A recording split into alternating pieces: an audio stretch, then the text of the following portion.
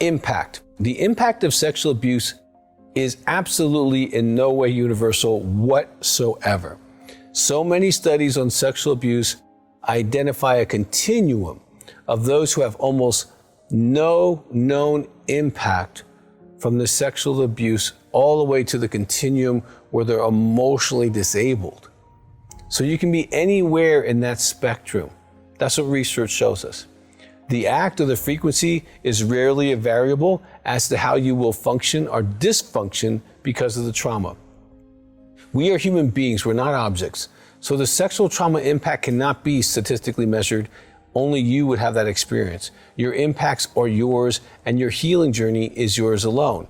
And that's why we're just going to give you some tools, because you need to take this journey.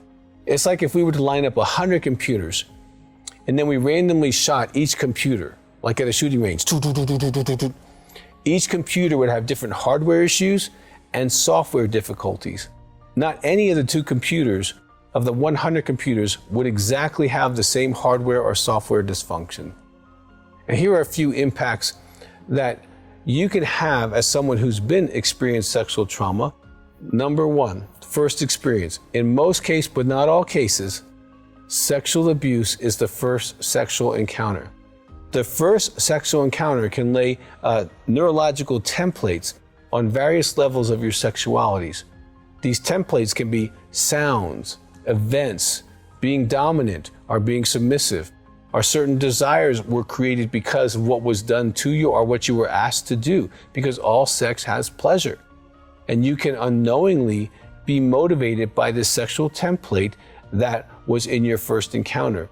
And I highly recommend you watch a DVD on sexual templates, because this can definitely connect you to sexual behaviors, which you might actually be duplicating in your sexual addiction. And that's not uncommon at all. If you are a sexual abuse sex addict, that type of sex addict, you will often duplicate either as the perpetrator or as the victim things you've experienced in your sexual trauma. Number two, compulsions. Dr. Van der Kolk wrote a research article on compulsion to repeat the trauma. He describes how sexual abuse survivors will tend to duplicate their sexual abuse. Now, I remember there was a guy, I created a tool on sexual assessments when I was getting my master's PhD, that time period. And I had a psychiatrist order me to go to a general hospital on a psych unit to do the sexual assessment on him. And I'm sitting in this closet. I mean, it's really maybe 6 feet wide and maybe 10 feet long. And we're sitting in there together, and I didn't know why I was there. And so he was suicidal. That's why he was in the hospital. And I sat down with him and I said, well, I need to do this assessment with you and go through it with you. And so I asked him about his first sexual encounter. And he had a friend who lived down the street, and they would play together. And he was probably around junior high school age. And one day his friend wasn't there, but the mom was. And she used him sexually. And then they started having intercourse regularly, several times a week, until he was 33 when he got married. Now, in his marriage, he was having about 8 or 9 affairs, but all of these women were significantly older, like old enough to be his mom. And so he was actually duplicating his sexual trauma through his sexual addiction behaviors. And it really was an aha moment when we put that together. There's another man who was in counseling, this is over decades ago, in another state. And when he was walking across a high school football campus, I heard some noise behind the bleachers, and it was a older teenager having a sexual encounter with a woman. And he brought him over, and he was uncircumcised, and he sexually abused him. And that man went on to pursuing sexual behavior with only uncircumcised men. And it created a lot of pain for his life. In both these cases, the first sexual encounter carried on a theme, which was carried out in their sexual addiction. Thirdly, shame. Carrying the perpetrator's shame, and I want you to hear what I'm saying there, carrying the perpetrator's shame. The criminal is the one who is shameful, not the victim. Their behavior is illegal and shameful. Often, however, the victim will carry the shame of, I am bad, not that something bad happened to me by a bad person, I was involved in a crime, but rather I am bad. And the younger you are, the easier this can happen because you don't have abstract reasoning. Therefore, in concrete reasoning, bad things happen to bad people, so I must be bad. Now, this is not true, but if you believe this, you will make choices based on the premises, I am bad, and that shame can be a significant side effect of sexual trauma. Number 4, secrecy. Sexual abuse is often the first big secret a soul will carry. Other perpetrators will threaten you if you tell. They'll kill your parents, they'll kill you, they'll kill a friend, kill your pet. This secret separates you from your family. You might conclude that if anyone really knew me, they wouldn't love me. And that is a core belief of sexual addicts as well. As a sex addict, this could be the beginning of your secret world. It started as a sexual secret, and maintaining sexual secrets is part of the sexual addiction. And so it, again, can connect you in the future. Number 5, the brain. Not only can your thoughts be disturbed, but so can your actual physical brain. In my office building, we have a company that offers neuromodulation. This process can detect imbalances in the brain and over a week move it towards balancing itself. Sexual survivors often suffer from the flight or freeze response. Your brain itself has been injured. And trauma is an overload to every system in your body, including your brain. I have seen so many of these survivors dramatically change. I'm a firm believer in both the impact and the healing of the brain that can be experienced by you. And this is like if you're really stuck, you might want to check this. Or if you've been doing counseling and you're not getting where you think you should be getting, this might be an adjunct thing to help you. Put it in your toolkit, and you can come to Colorado Springs and you can get this done. I really have seen so many people's brains become just better, and statistically they show you this. So that's another thing to consider. Number 6, lower self-esteem. A large percentage of sexual abuse survivors suffer from low self-esteem. The perpetrator did not value you or protect you.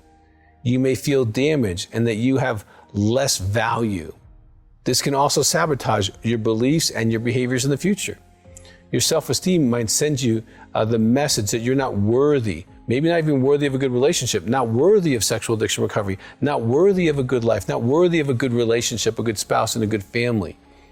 Okay, that really can be attached to your sexual trauma and be something you have to work through. Okay, and there's a great video called Worthy that can help you with that. But this is something that can start here, but keep going all the way until death if not addressed. Number 7, the body.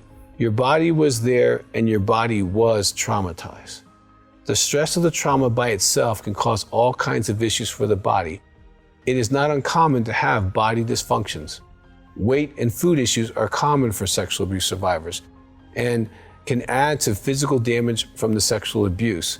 Okay, so this is an important thing that may need to be evaluated as you do your recovery process to make sure that your thyroid, your hormones, your cortisol levels, all the body things are being looked at so that you can have the optimum recovery in your sexual addiction. Number 8, depression. This is a very common impact of sexual abuse. Low energy, difficulty making decisions, difficulty concentrating, suicidal thoughts, feeling worthless like we just discussed, weight changes up or down, okay, sleep disturbances. These are all symptoms of depression. And this might be a separate issue you need to face in your sexual addiction recovery. My dissertation was in depression and sexual addiction. And the significant higher rate of depression among sexual abuse men, okay, says that there is something to look at. Now that could be because of the addiction, it could be because of your guilt and shame, and it could be neurological. That you'd have to discern, but the fact that depression is there is statistically viable. Number 9, sex. Sexual abuse can definitely affect your sexuality. You can go into hyposexuality, which is avoiding sex with real people. And that's why pornography is so alluring, because there's no risk, there's no danger, there's no power, there's nothing there connected to people. All right. And that might be one of the drivers of your sexual addiction. You can go to hypersexual, wanting a lot of sex, but using it in a way to medicate, which also would be part of your sexual addiction.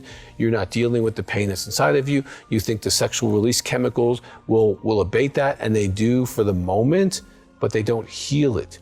Now, you can also learn a pattern of disconnecting during sex, because during your sexual trauma, you disconnected.